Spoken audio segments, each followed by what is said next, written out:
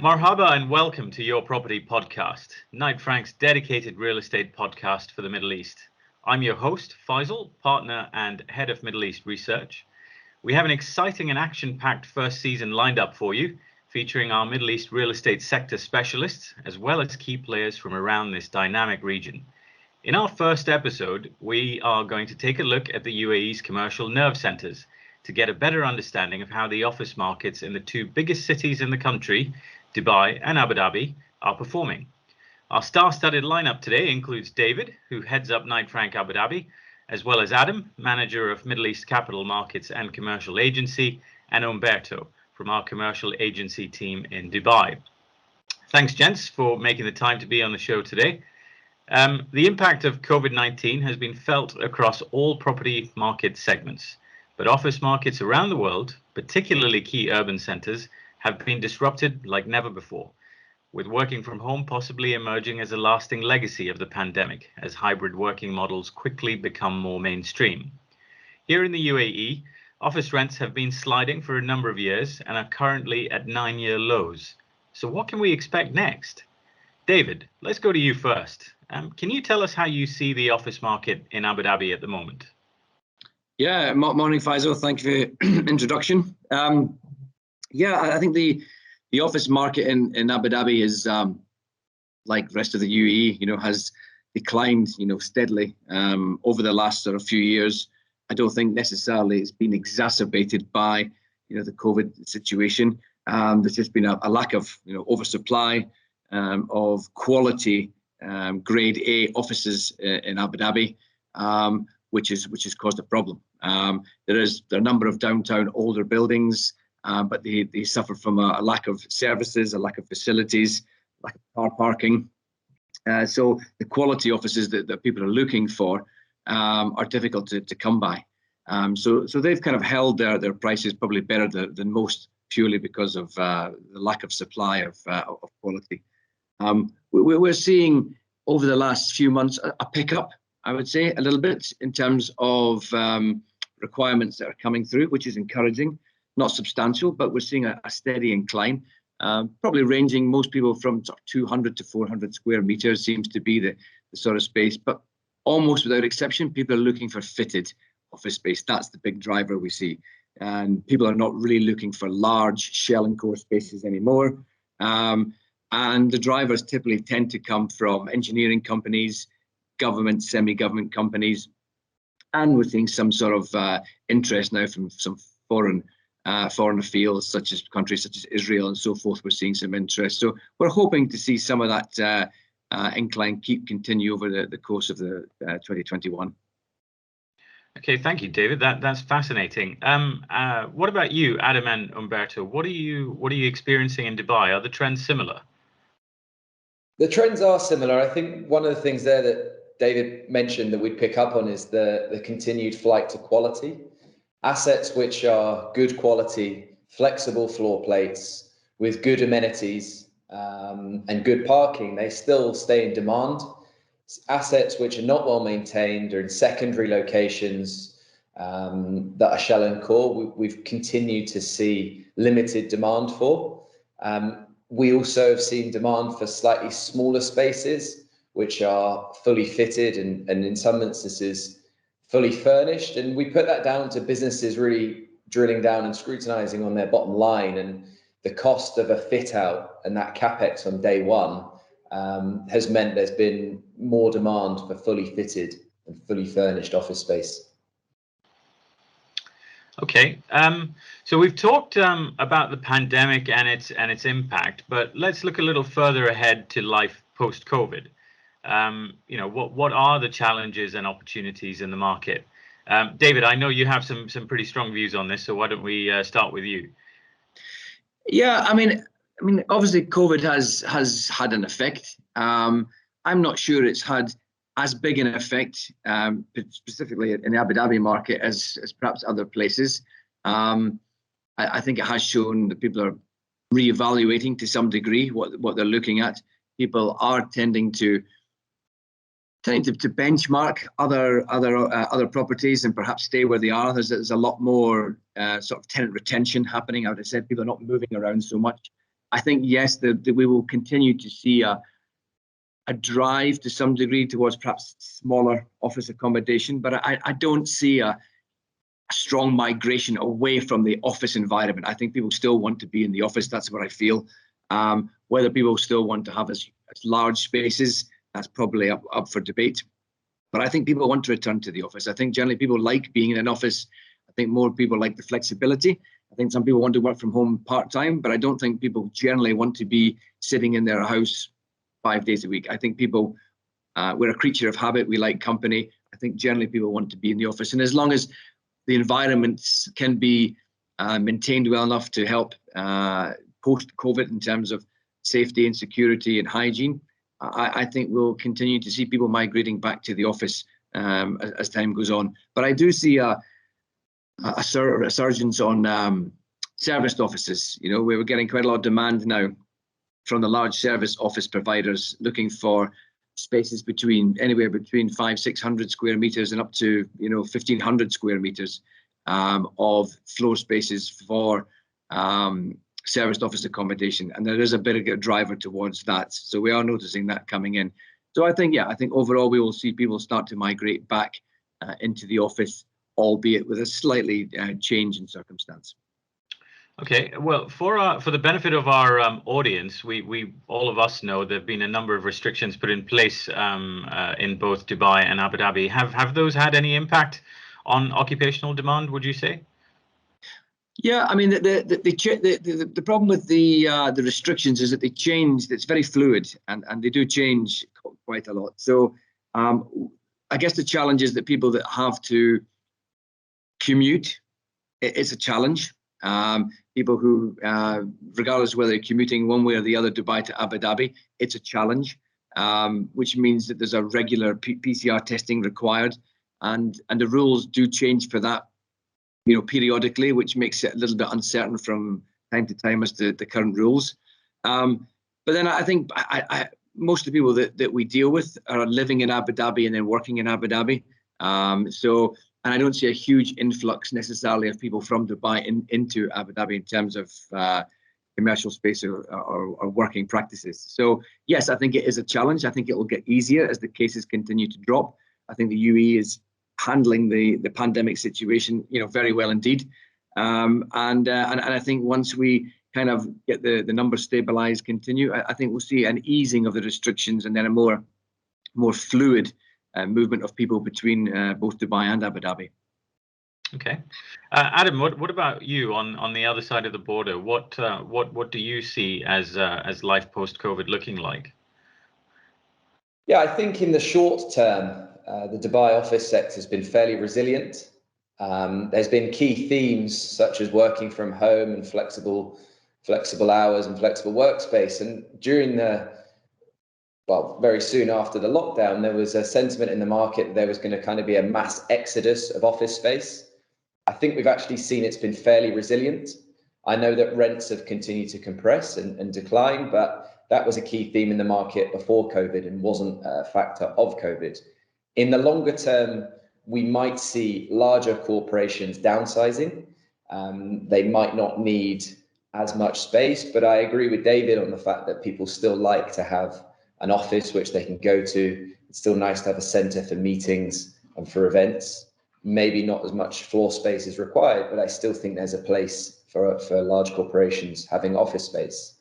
We've also seen in the response to COVID, the way that UAE have handled it, there was only one lockdown. And when you compare that to other areas of the world, such as the UK or Australia, I think that the reaction here to COVID and the pandemic has been very, very good, very well received. And I think everyone acknowledges it's been handled well. And we saw a lot of high net worth individuals traveling to the region. And I think they were escaping lockdowns in other parts of the world. And from the information that I understand from our other departments, our residential teams and our private office team, those people are now setting up shop here. So we're also seeing that in smaller submarkets, such as the DIFC, where again, there's been greater demand for smaller offices, which are fully fitted and fully furnished. And we put that down to things like private offices setting up here and wanting to be based in the region having spent time here post-pandemic. I think, just jumping, I think another thing that's worth highlighting, and we've seen very recently, is, I think Abu Dhabi particularly, I think Dubai has done something similar, where they've substantially reduced the cost of setting up business here, which is really, you know, they're very much encouraging new startup businesses, especially smaller entrepreneurial businesses.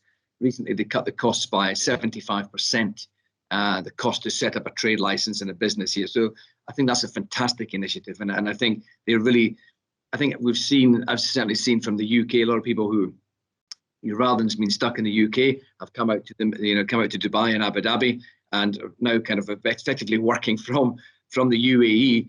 Even though their company's based in the UK, they've got better weather, they've got more, as Adam sort of mentioned, there's more freedom here typically in terms of, you know, movement around. And I think with these changes to the legislation, particularly in terms of business setup, I think it's excellent, and I think it's really encouraging, and we'll see a lot of new startup businesses come into the region. It's fantastic. Okay, so we've talked a little bit about where some of this demand is coming from. David, you've mentioned serviced offices. Clearly, one of the biggest legacies likely from the pandemic is the rise of take up by serviced office providers.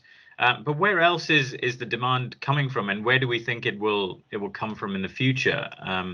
Who wants to start us off on that one? Umberto, do you want to field that one?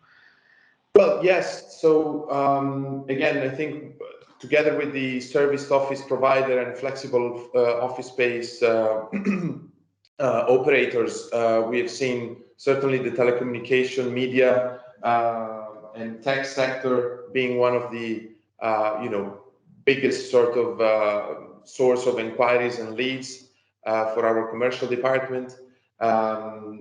And not necessarily only in the Dubai Media City or Internet City, TCOM areas and free zones, but also surprisingly or unsurprisingly in the IFC or mainland locations.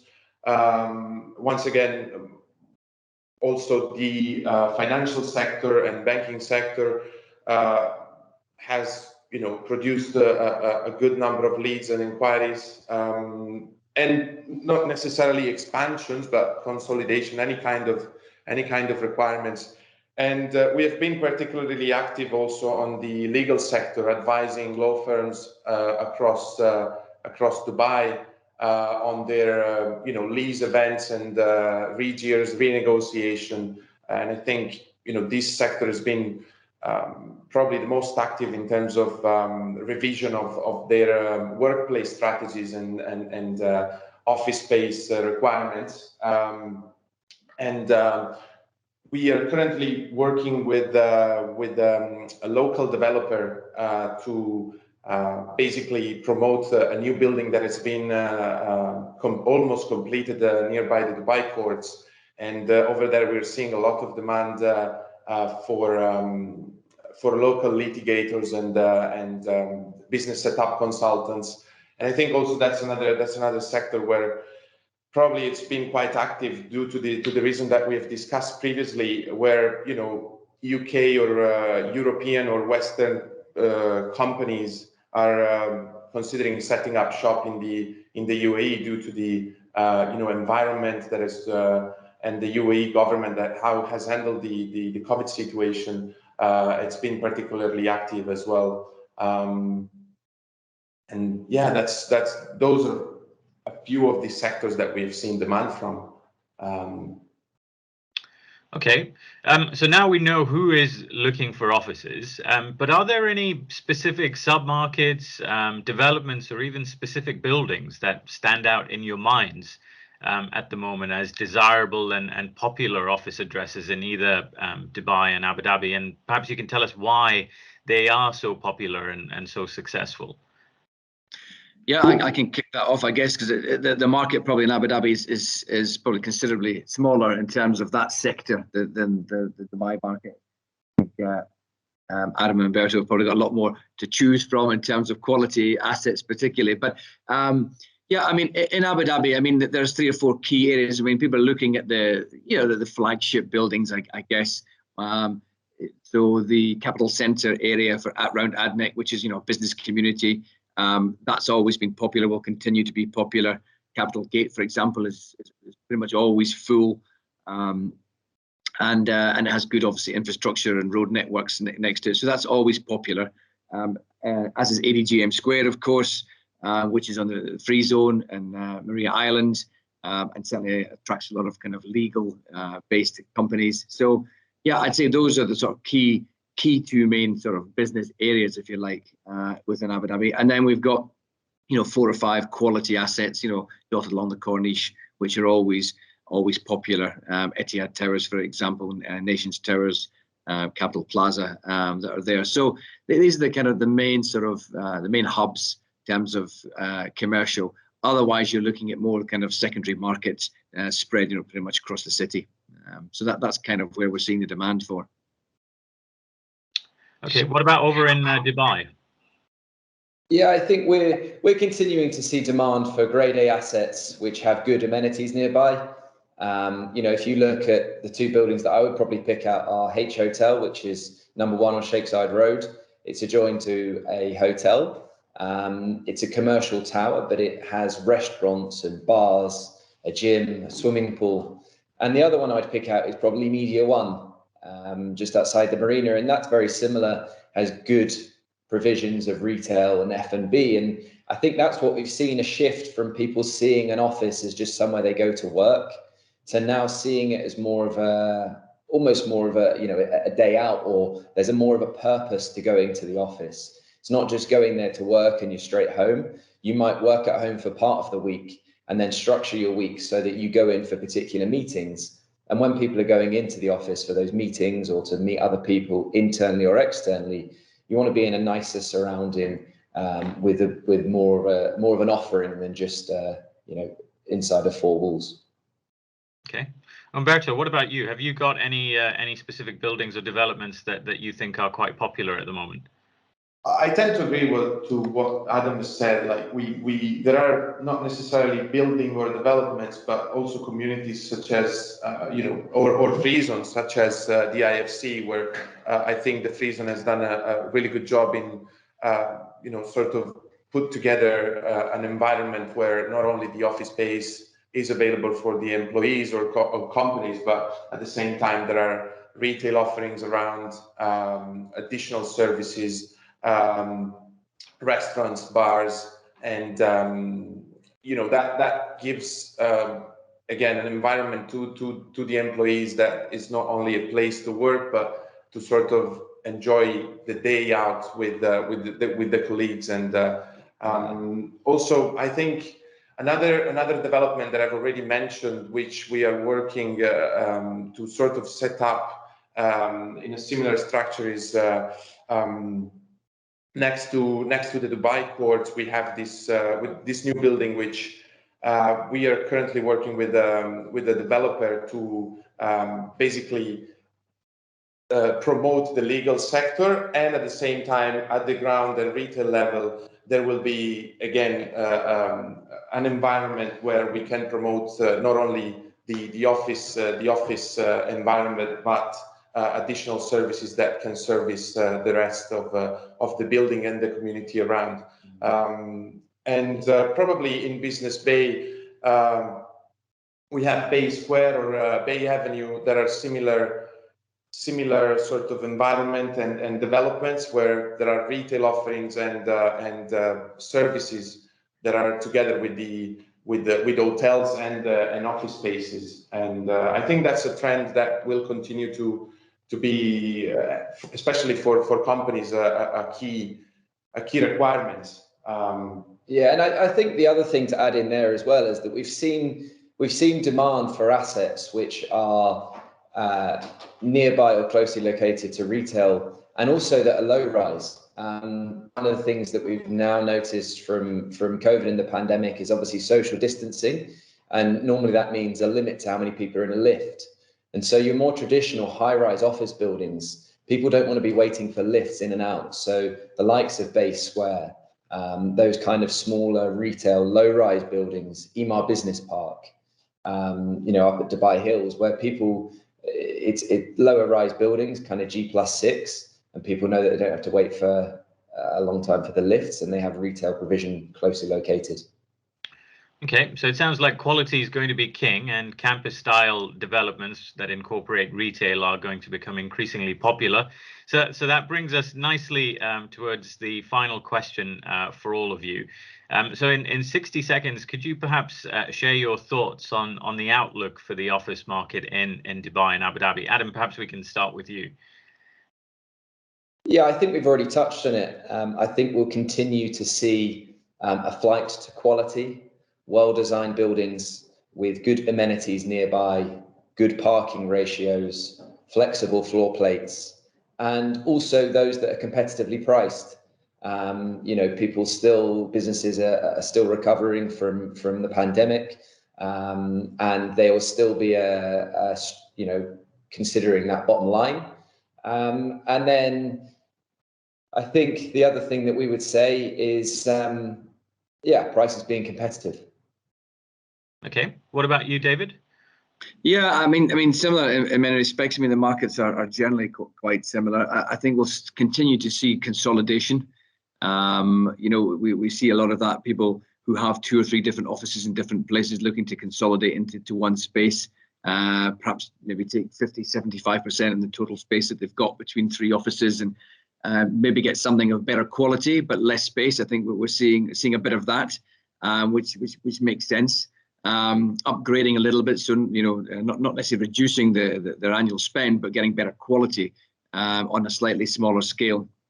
I think we'll continue to see that. I think we'll continue to see people moving away from a lot of the older downtown buildings, which are not necessarily maintained particularly well. The car parkings are poor, as Adam touched on before. There's a lack of facilities in these properties. I think we will see people moving away from that, particularly new businesses coming into Abu Dhabi. I think they'll be encouraged to go to better quality to assets. So I think most of the demand will still be driven internally from within Abu Dhabi. A lot of government, semi-government sectors, I think we'll continue to see that rolling out over the next year or 18 months. I think we'll see an increase in demand from areas such as healthcare, education, the medical and IT sectors. I think will still be quite hot in the city. It's quite a driver here. And I think people will be more careful and more choosy about where they go and what value for money they get. Okay, looks like we're just about out of time. So thank you very much, David, Adam, and Umberto today. So there you have it. The future of the office sector in the UAE is bright and improving. Quality is going to be key to the success of buildings and developments, and tenants look like they're going to remain in the driving seat for a while yet. Join us again for your Property Pulse next time, when we will unpick the drivers in Saudi Arabia's residential market. But until then, thank you and ma salama.